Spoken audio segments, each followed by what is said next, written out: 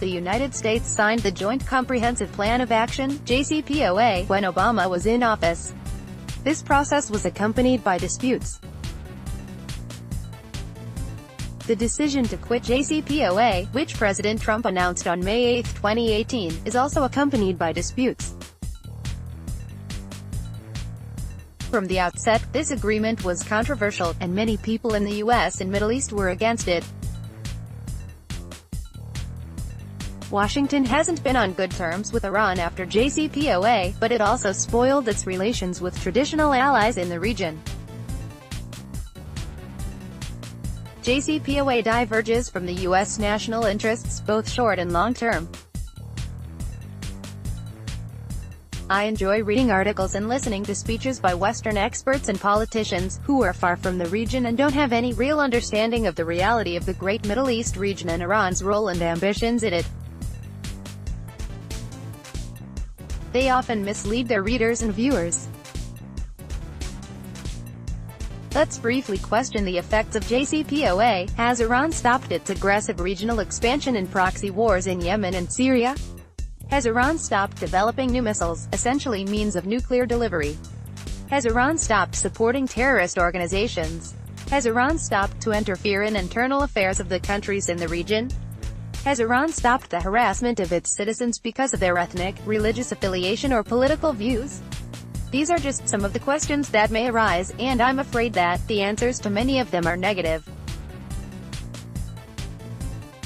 So, why does Iran have to give up its nuclear ambitions?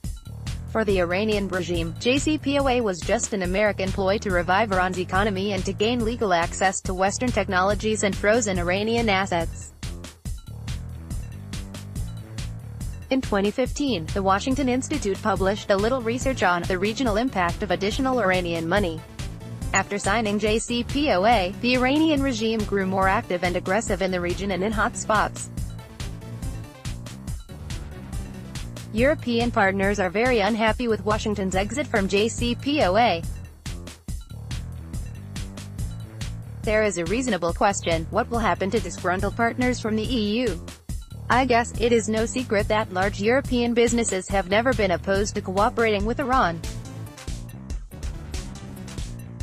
After signing JCPOA, a number of large European companies have signed highly profitable deals with Iran. I assume it could be a kind of bribe from Tehran to enlist the support of European corporations. After the United States' exit from JCPOA and appeals to foreign companies to leave Iran, there is a concern in European business communities regarding possible U.S. sanctions against companies working with Iran. I assume Washington has enough leverages to put European companies back on the right track, and they need to do it as soon as possible. For their own good. The departure of European companies will not destroy Iran's economy, but it will hit hard, finally leading to the reduction of Iran's expansionist ambitions. The problem with JCPOA is that the agreement is partial. That's why it is ineffective and non-viable. The nuclear program is just one problem, which comes from Iran. Problems and threats to Western democracy and Iran's neighbors posed by Iran have to be tackled jointly. Every partial solution gives the Iranian regime room for maneuvering and manipulation. Unless a comprehensive approach to addressing the Iranian nuclear threat is not developed, a logical conclusion that will be the regime change in Iran, and no agreement will be effective, at least because in nearly 40 years, the Iranian regime could create thousands of backdoors to avoid international control. Ali Haizade is a political analyst and the founder and editor-in-chief of thegreatmiddleeast.com. Follow Ali on Twitter. The views and opinions expressed in this commentary are those of the author and do not reflect the official position of the Daily Caller. Tags: Iran nuclear agreement, JCPOA.